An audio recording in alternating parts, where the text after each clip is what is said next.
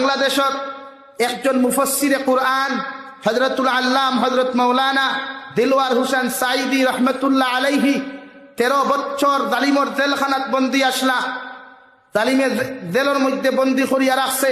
13 বছর ইন্তেকাল হওয়ার বাদে 13 বছর পরে যখন ইন্তেকাল হইল, গোটা ওয়ার্ল্ডর মুসলমানে খান দিলা, গোটা ওয়ার্ল্ডর মুসলমানে জানাজা পড়লা, গোটা ওয়ার্ল্ডর মুসলমানে কুরআন খতম করলো, গোটা ওয়ার্ল্ডর মুসলমানে গায়বানা জানাজা পড়লো, গোটা ওয়ার্ল্ডর মুসলমানে তার লাগি মাগফিরাত কামনা করলো।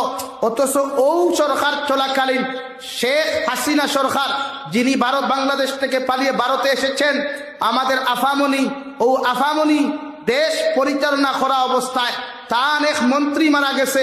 একজন মন্ত্রী মারা যাওয়ার বাদে মানুষে তার ইন্তেকালের খবর ফুরিয়া ইন্না লিল্লাহি ওয়া ইন্না ইলাইহি রাজিউনের পরিবর্তে মানুষে লেখছে আলহামদুলিল্লাহ, মানুষে লেখছে আলহামদুলিল্লাহ, এক নাফরমান দুনিয়া সে চলা গয়া। জুড়ে কও আলহামদুলিল্লাহ।